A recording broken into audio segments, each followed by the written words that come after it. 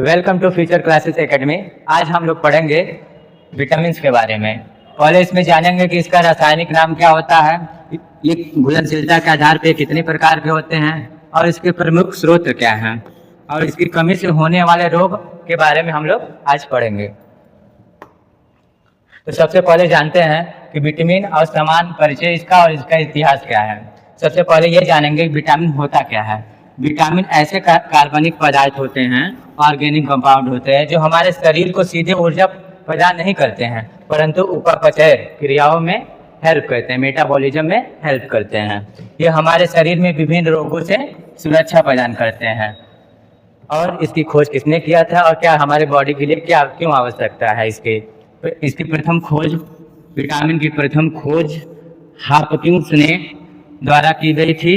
इसका नामांकन 1912 ईस्वी में काश्मीर फंक के विटामिन शब्द दिया था, इसलिए इन्हें विटामिन की खोजकर्ता माना जाता है। आवश्यकता, इसकी आवश्यकता हम लोगों के लिए क्यों है, विटामिन की आवश्यकता हम लोगों के लिए क्यों है। मानव शरीर की सुचारू रूप से लगभग 13 विटामिन की जरूरत होती है। आगे हम लोग जानेंगे घुलनशीलता के आधार पर इसका वर्गीकरण। घुलनशीलता के आधार पे इसका वर्गीकरण जानेंगे। पहले तो दो टाइप्स के होते हैं, एक होता है जल में घुलनशील होता है जिसे हम वाटर सॉल्युबल विटामिन कहते हैं, एक होता है वसा में घुलनशील विटामिन जिसे हम बोलते हैं फैट सॉल्युबल।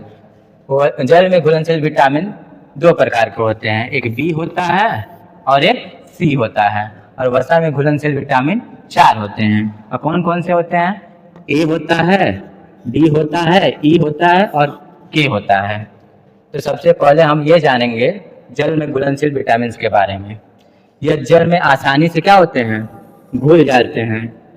इन्हें प्रतिदिन भोजन के रूप में लेना आवश्यक होता है। क्यों लेना आवश्यक होता है? क्योंकि ये मूत्र के माध्यम से, यूरिन के माध्यम से शरीर से बाहर निकल जाते हैं। ये शरीर के लिए अधिक समय तक संचित या स्टोर नहीं रह पाते हैं। और हम चलते हैं वसा में घुलनशील विटामिन, फैट सॉल्युबल विटामिन के बारे में। यह वसा में घुलनशील विटामिन होते हैं। यह शरीर के वसी ऊतकों, फैटी टिश्यू या यकृत, लीवर में क्या होते हैं, स्टोर होते हैं। यह हमारे शरीर में कई महीनों तक क्या होते हैं, सुरक्षित रह सकते हैं।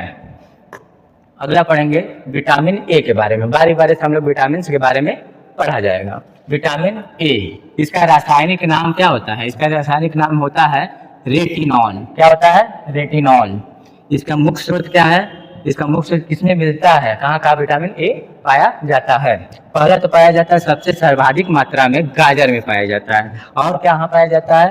पके फलों में, जैसे आम हो गए, पपीता हो गया, हरी सब्जियां हो गए, और क्या हो गया, दूध हो गया, पनीर हो गया, मांस हो गया, मछली हो गया और अंडा हो गए। और एक चीज और इसमें पाया जाता है जिसको हम सुनहरा चावल के नाम से जानते हैं, गोल्डन राइस के नाम से जाना जाते हैं। ये क्या होते हैं, आनुवंशिक रूप से रूपांतरित होते हैं, क्योंकि इसको जेनेटिक मॉडिफाइड के रूप में बनाया जाता है, जो गोल्डन राइस होता है। ठीक है, इसमें बहुत प्रचुर मात्रा में विटामिन ए पाया जाता है। इसका मुख्य कार्य क्या है? ये क्या हेल्प करता है हमारे बॉडी में? आंखों के दृष्टि विजन को सुचारू रूप से रखना, प्रतिरक्षा तंत्र को मजबूत करना। ठीक, अब अगला विटामिन के बारे में हम लोग जानते हैं, विटामिन सी के बारे में। इसका रासायनिक नाम ये होता है एस्कॉर्बिक अम्ल। क्या होता है? एस्कॉर्बिक अम्ल होता है। इसे घाव भरने वाला विटामिन भी कहा जाता है। अगर कहीं हम लोगों को चोट लग जाती है या कहीं हमारे जो बॉडी में टूट जाती है, फूट जाती है, तो उसको भरने वाला विटामिन सी काम होता है, इसीलिए इसे कहते हैं घाव भरने वाले विटामिन। इसका मुख्य स्रोत क्या है? इसका मुख्य स्रोत जैसे आंवला हो गया, इसमें सर्वाधिक मात्रा में विटामिन सी पाए जाते हैं। जैसे खट्टे फलों में विटामिन सी किसमें पाए जाते हैं? खट्टे फलों में पाए जाते हैं, जैसे नींबू हो गया, संतरा हो गया, इमली हो गया, अमरूद हो गया, नारंगी हो गया और पपीता। और इसके कमी से होने वाले रोग कौन से? विटामिन सी की कमी से होने वाला रोग कौन सा है? पहले तो है, इसे कहते हैं स्कर्वी। जो इसमें क्या होता है, इसका लक्षण क्या है, सिम्टम क्या हो सकते हैं? विटामिन सी की जब कमी हो जाएगी तो इसके लक्षण क्या है? मसूड़ों में सूजन हो जाता है और खून निकलने लगता है, दांत कमजोर हो जाते हैं और मुंह से क्या होते हैं, स्मेल आने लगता है, दुर्गंध आने लगती है। अगले विटामिन के बारे में पढ़ते हैं, विटामिन डी। इसका रासायनिक नाम होता है कैल्सीफेरॉल। क्या होता है? कैल्सीफेरॉल। कैल्सीफेरॉल। इसे धूप का विटामिन कहा जाता है। इसे क्या कहते हैं? धूप का विटामिन कहा जाता है। यह हार्मोन की तरह भी कार्य करता है। ठीक है, ये धूप का विटामिन इसलिए कहा जाता है, धूप जो सूर्य के प्रकाश होती है, जो लाइट होती है, उसमें सूर्य विटामिन डी नहीं पाए जाते। हमारी बॉडी उसको लेता है, उसकी उपस्थिति में हमारा बॉडी विटामिन डी बनाता है। ठीक है, न कि यह सूर्य के प्रकाश में विटामिन डी पाया जाता है। यह शरीर की सबसे तेजी से बनने वाला विटामिन है। इसका मुख्य स्रोत क्या है? सूर्य का प्रकाश है, मछली का तेल है, अंडा है, मांस है आदि है। इसकी कमी से होने वाले रोग कौन से होते हैं? एक होता है रिकेट्स होता है, जिसमें क्या होता है, बच्चों की हड्डियां कमजोर हो जाती हैं और क्या हो जाती है, मुड़ जाती हैं। और दूसरा क्या है? ओस्टियोमलेशिया, यह वयस्कों में होती है, एडल्ट में होती है। इसमें क्या होता है, हड्डियां नरम हो जाती हैं और लचीली हो जाती हैं। क्या हो जाती हैं? लचीली हो जाती हैं। अब नेक्स्ट विटामिन के बारे में हम लोग पढ़ेंगे। Next vitamin, vitamin E. इसका पहले जानेंगे कि इसका रासायनिक नाम होता क्या है और इसके मुख्य स्रोत क्या है, इसकी कमी से होने वाले रोग क्या हैं। तो रासायनिक नाम इसका ये टोकोफेरॉल होता है। विटामिन डी का इसे हम क्या कहते हैं, सौंदर्य विटामिन भी, ब्यूटी विटामिन भी कहा जाता है। यह त्वचा पर चमक पैदा करता है और झुर्रियों को भी रक्षा करता है। इसका मुख्य स्रोत क्या है? सोयाबीन हो गया, अंकुरित अनाज हो गया, अंडा हो गया, दूध हो गया, सूखे मेवे हो गए। ठीक है, अब इसकी कमी से होने वाले रोग क्या हैं, इसके बारे में देखते हैं। इसकी कमी से होने वाले रोग, महिलाओं में बांझपन हो जाता है, इनफर्टिलिटी हो जाता है। मतलब महिलाएं जो होती हैं वो विटामिन ई से कमी से वो बांझपन हो जाती है, मतलब बच्चा पैदा करने योग्य नहीं रह पाती हैं। पुरुषों में क्या होता है, नपुंसकता का प्रभाव होता है, समय से पहले बुढ़ापा आ जाना और जनन क्षमता में कमी हो जाना, इसकी कमी से होता है विटामिन ई की कमी से। अब नेक्स्ट विटामिन के बारे में हम लोग जानेंगे। विटामिन के, इसका रासायनिक नाम क्या होता है? फिलोक्विनिन। इसका मुख्य स्रोत क्या है? टमाटर, हरी पत्तेदार सब्जियां। यह हमारी आंतों को, इंस्टेटाइन को भी क्या करता है, बैक्टीरिया द्वारा उत्पन्न करता है। ठीक, इसकी कमी से होने वाले रोग, रक्त का थक्का न बनना। सबसे मुख्य कारक क्या है? विटामिन के का अभाव होने से रक्त का थक्का नहीं होता है, ब्लड क्लॉटिंग नहीं हो पाती है। ठीक है, चोट लगने पर अत्यधिक रक्त का स्राव हो जाना जीवन के लिए घातक हो सकता है। अगला हम लोग बढ़ेंगे विटामिन बी के कॉम्प्लेक्स के बारे में। क्या पढ़ेंगे? विटामिन बी कॉम्प्लेक्स के बारे में, जैसे विटामिन B1 हो गया, विटामिन B2 हो गया, एक के बारे में हम लोग जानेंगे इसके बारे में। ठीक है, विटामिन ए के बारे में। विटामिन ए होता है, इसका रासायनिक नाम होता है थायमीन। ये क्या, इसका स्रोत क्या? मूंगफली है, हरी सब्जियां हो गए, दूध हो गया, मांस हो गया, अंडा हो गया। इसकी कमी से कौन सा रोग होता है? विटामिन B1 की कमी से होने वाले रोग का नाम है वेरी। इसमें क्या होता है? मांसपेशियों में खिंचाव व कमजोरी होने लगती है। अब आते हैं हम लोग नेक्स्ट विटामिन के बारे में, विटामिन B2 के बारे में। इसका रासायनिक नाम राइबोफ्लेविन होता है। ठीक है, ये इसका स्रोत होता है क्या?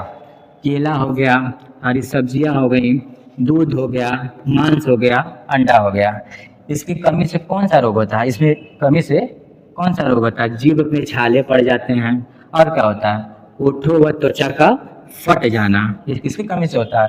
विटामिन B2 की कमी से। विटामिन B3 के बारे में हम लोग जानते हैं। इसका रासायनिक नाम क्या होता है? नियासिन होता है। स्रोत क्या है? मूंगफली में पाया जाता है, हरी सब्जियों में पाया जाता है, दूध में पाया जाता है और मांस और अंडा में पाई जाती है। इसकी कमी से कौन सा रोग होता है? पेलाग्रा रोग होता है। इसको हम फोर्डी सिंड्रोम के नाम से भी जाना जाते हैं। जैसे डायरिया हो गया, डेमेटिस हो गया, डर्मेटिस हो गया और डेथ हो गया, फोर्डी के नाम से जानते हैं। ठीक है, अब अगला नेक्स्ट पढ़ते हैं विटामिन B5 के बारे में। इसका रासायनिक नाम पेंटोथेनिक अम्ल कहते हैं। क्या नाम होता है? पेंटोथेनिक अम्ल। इसका स्रोत क्या है? इसका स्रोत टमाटर, मूंगफली, दूध, मांस। इसकी कमी से कौन सा रोग होता है? इसकी कमी से होता है सबसे ज्यादा बाल का सफेद होना। आजकल छोटे बच्चों में बाल सफेद हो रहे हैं, बड़ों में भी सफेद हो रहे हैं, इसी की कमी से होता है। विटामिन B5 को, जिसको हम पेंटोथेनिक अम्ल भी कहते हैं, इसमें मंद बुद्धि कमजोर हो जाता है। और क्या आता है इसके बाद? विटामिन B7 के बारे में। विटामिन B7 के बारे में, जिसका रासायनिक नाम क्या होता है? बायोटीन होता है, जिसको हम विटामिन H के नाम से भी जानते हैं। इसका स्रोत क्या होता है? इसमें मांस आता है, अंडा आते हैं, दूध आता है और सब्जियों में क्या मिलता है, विटामिन B7 जिसको हम बायोटिन के नाम से भी जानते हैं। इसकी कमी से कौन सा रोग होता है, लकवा हो जाता है, पैरालिसिस हो जाता है, शरीर में दर्द होता है, बालों का गिरना हो जाता है, इसकी कमी से होता है, बायोटिन की कमी से। विटामिन B12 के बारे में हम लोग पढ़ते हैं, इसको बोलते हैं साइनोकोबालमिन। इसका विशेष महत्व क्या है, इसमें कोबाल्ट पाए जाते हैं, खनिज घटक होता है और स्रोत क्या है इसका, दूध, मांस, अंडा, पनीर। इसकी कमी से कौन सा रोग हो जाता है, एनीमिया। एनीमिया रोग ब्लड कम हो जाते हैं, एनीमिया रोग में ब्लड कम हो जाते हैं। ठीक है, अब पढ़ते हैं विटामिन B9 के बारे में। इसका रासायनिक नाम होता है फॉलिकम। क्या होता है, फॉलिकम। इसका मुख्य स्रोत क्या है, दालें हो गए, हरी सब्जियां हो गए और क्या हो गए, अंडा हो गए। इसकी कमी से कौन सा रोग होता है, एनीमिया रोग होता है, रक्तहीनता होती है, ब्लड की कमी हो जाती है और पेचिश रोग होता है। ठीक है, तो हम लोग इसके बारे में अब नेक्स्ट वीडियो में एक इसका नेक्स्ट पार्ट भी आएगा विटामिन के बारे में। ठीक है, आज इसमें प्रतियोगी की परीक्षाओं के लिए महत्वपूर्ण होते हैं विटामिन संपूर्ण सारांश है। धन्यवाद, थैंक यू।